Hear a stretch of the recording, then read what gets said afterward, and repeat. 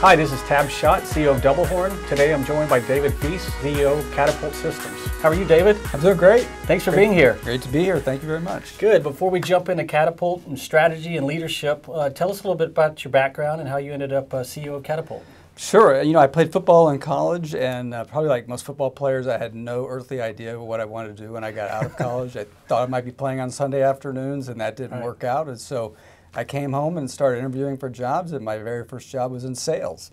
Yeah. And so I worked my way up in sales for a few years and then transferred into the IT industry and into the consulting side of things, and started in sales until one day my manager got fired and he was running the whole operation, and I was given the keys to the office, so to speak. Unfortunate, but fortunate for you. I guess so. That's how it worked out. What position? Football, I have So to ask. I was a place kicker in college. All right. Yeah, it was a lot of fun. Good, good.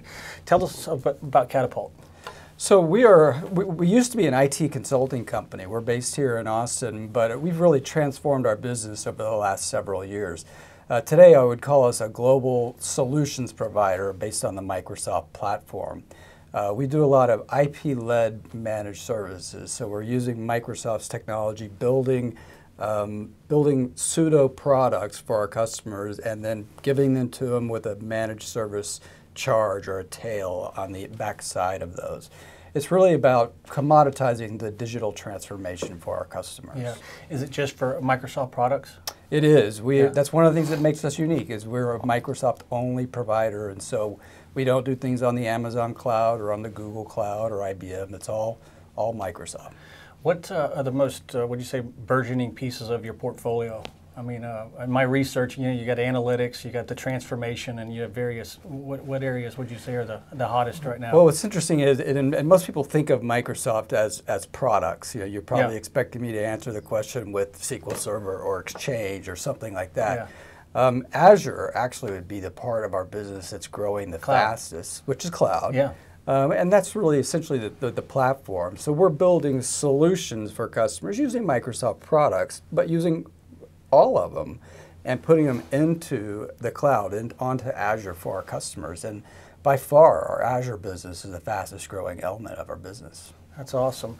What's the organization? How's it set up, like in terms of organizational structure? So we have 8 offices across the U.S. In fact, we're in the process of going global as we speak. We have an office in Latin America in Mexico City. Wow. And we are just about to start up another office as well, probably in Western Europe. Within those offices, we have general managers that usually will run 2, maybe 3 offices at a time. And so it's structured by a regional P&L. Okay. And then here in Austin, we have all of the back office functions, all the accounting, marketing, et cetera. Yeah, yeah. Austin being headquarters. Austin's the headquarters. Yeah, yeah. Good place. Yeah, a good place to be headquarters. It sure is. Yeah. I want to jump into some leadership and management style questions. Sure. I've had the pleasure of interviewing a lot of great people over the last several months and get different perspectives around leadership, what it means to them, how they cultivate leaders if they identify one. Let's talk about your style. I mean, from a leadership, you have iron fist type folks, and you've got real passive aggressive folks. You've got people that are just open books. Tell us about your style.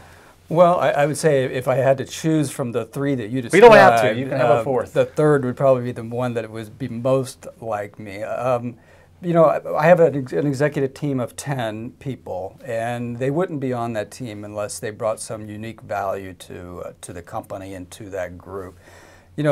Fundamentally, the way I feel about things as a manager is if you and I agree on everything, one of us isn't necessary. Yeah. And so, I'm interested in the things that you would do better, differently.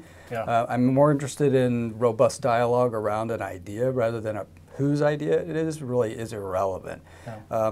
So I try to create a culture where people can challenge. Everyone knows they can challenge me. No one's ever going to get in trouble. Yeah. In fact, if they don't challenge me on these things, I would wonder if they're listening. Yeah, right? Exactly. Yeah. And I'm not perfect by any stretch. I don't pretend. I don't try to be perfect. Yeah.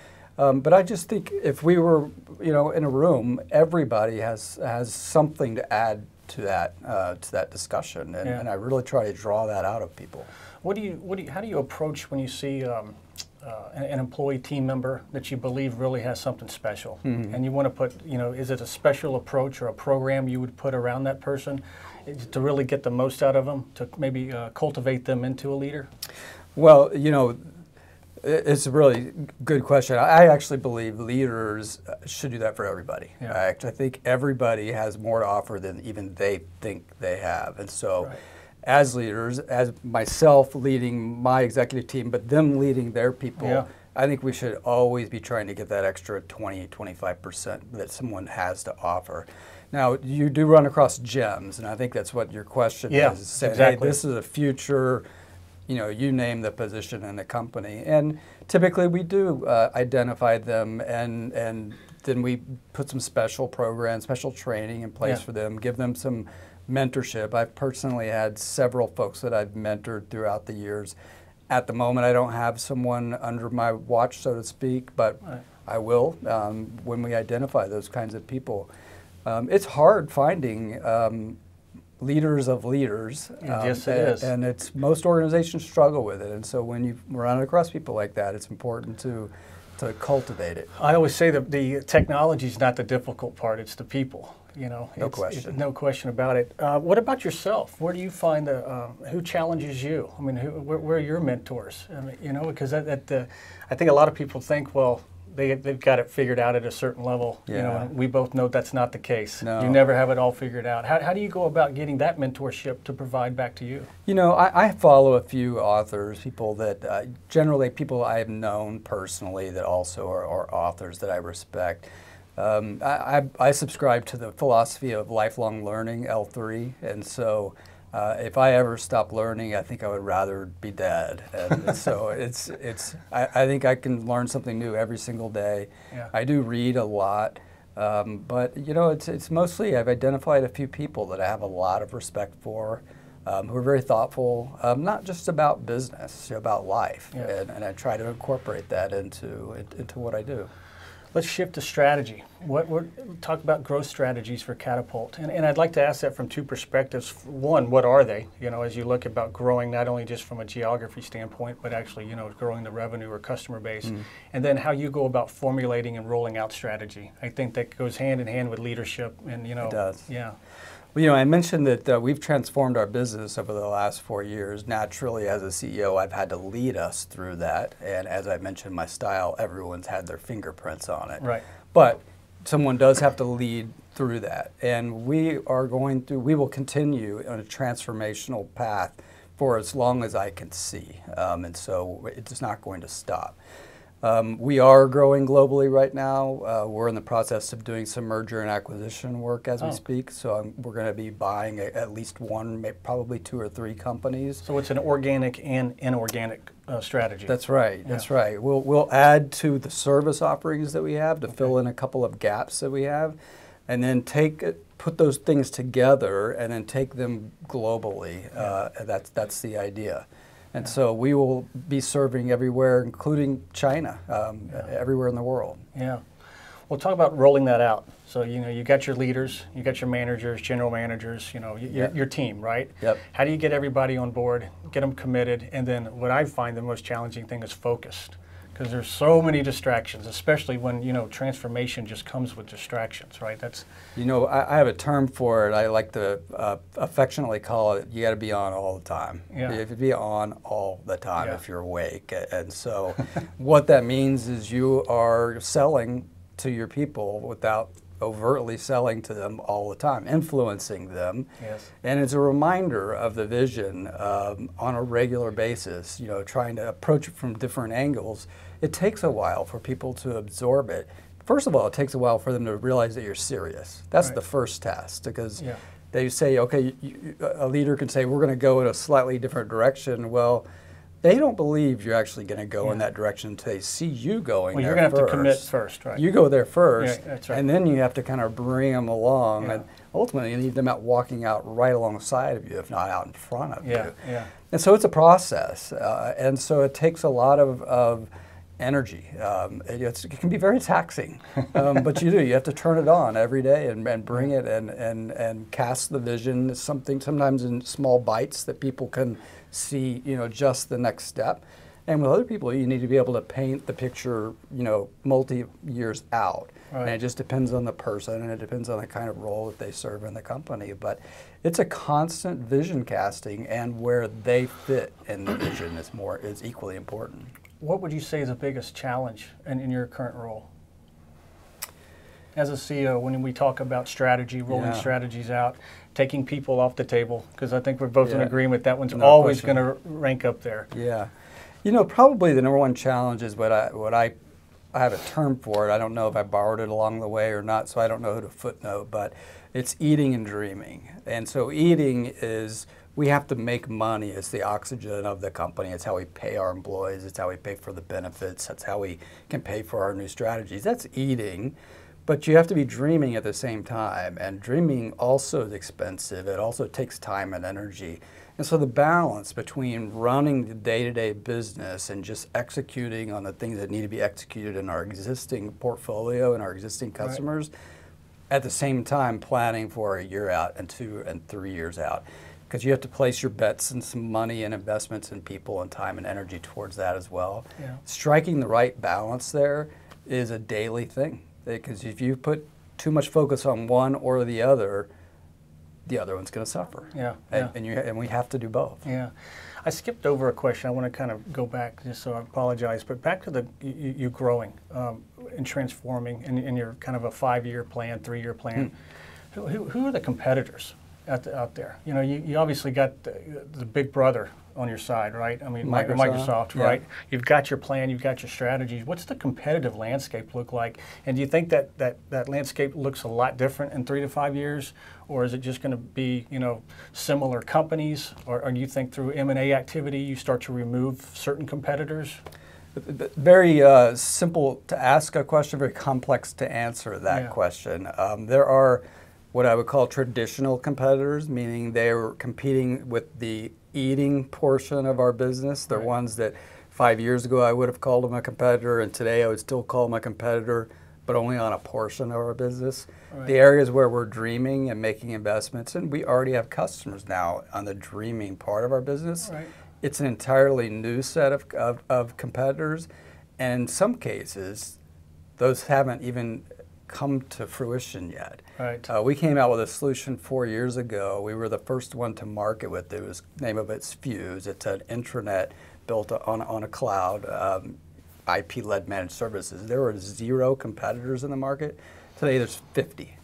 And so these are 50 companies that have come out of nowhere and now are competing with us for the same pie. And some are they're all over the globe. And we now have 9 or 10 of these solutions, and with each one, we would identify a different set of competitors. And there's both a service competitor sometimes, there's a platform competitor sometimes. So it's very complex. Yeah, that is. It's interesting because through your own innovation, you're actually causing new competitors. You know, we are. You know, it's a big vision. It's a bold vision.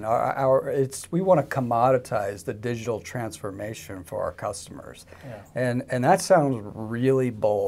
But we're doing it, and it's really exciting to see our people grabbing a hold of it and recognize we're doing something that really hasn't been done before. That's awesome. Let's talk about your up-and-coming book. Sure. Yeah, tell us about it. Well, you know, I mentioned that I started off in sales, so sales has always been kind of a passion of mine, and I think any CEO would tell you they're still in sales, regardless of your title. And you know what I realized. You know, I spent 15 years legitimately carrying a bag with a sales title. And I realized that, you know, the profession itself has a black eye. You know, people don't view sales as a profession, really. And they don't view salespeople in a positive light many times. I would agree. And what's interesting and counterintuitive is it's one of the higher paying professions out there if you're good at it. It does deserve its black eye, or it does deserve its, you know, its lack of respect in many cases. But it's the person who's doing the job. It's whether they do it in a professional manner or a non-professional manner. None of us like to be sold cars. None of us like to be sold. Well, that's the moniker it really carries, though. Yeah, or life insurance, or the Encyclopedia Salesman, or something like that. Exactly. Now, the approach that they take. It is a feature benefit, you know, it can be a little pushy. It's not really a consultative sale. The book really is about giving the reader some new ideas on how to approach their craft whether you're overtly in sales or just indirectly in sales, in a way that the person who's being sold to doesn't feel like they're being sold to. In fact, what they're ultimately going to buy was their idea. So it turns the concept inside out. I'm just helping you understand your idea, fall in love with your idea, and then actually take action on your idea. And you're going to be with you all the time, so you can constantly reinforce your idea. I'm only going to be there every once in a while. Leave the customer in control, essentially. Yeah. And never take credit for it. So it's an egoless sale. You will walk away from that if you bought something from me, but if it was your idea, you'll walk away feeling very good about it, as opposed to this guy just sold me something. Is this your first book? It is my first book. Tell us about the experience. It's a little frightening. It's to put it out there and realize people are going to read it, and you send it to friends and family first, and they do the preview reads, and starting to get some of the reviews back now. And with each one that I open, you know, your heart starts to race a little bit. It's like, oh my gosh, this is my mom reviewing my book. But you're only as good as that feedback, though. I mean, you have to have it, you know. But yeah, it's probably pretty intimidating at first, I would imagine. Very, very much so. It's been fun. It's been exhilarating. It's been difficult. It's been time consuming. Right. I'm really glad it's behind me. And now let's see what happens. What was the #1 reason that you decided to do it? Well, you had to look at it and say, this is not a small project. It's not. It was a big project. Well, I mentioned that our vision is bold. And so there's one thing to get our employees excited about it, but we actually need customers to get excited about it. We need the marketplace to get excited about it. And there's a variety of things you can do from a marketing perspective to get your name out there, and how you get your sales force educated on it. But we thought a book would be another good mechanism for doing that. But rather than go head on and say, here, look at what Catapult's doing to change our industry, we took a little bit different path into it, which is a concept that around selling that I feel very passionate about, and then relate it to where we're going as a company. So there's a better story that way. It's a great idea. Well, I enjoyed having you today. It's been fantastic. Thanks for joining us, and we look forward to seeing you at our next C-Level Chat.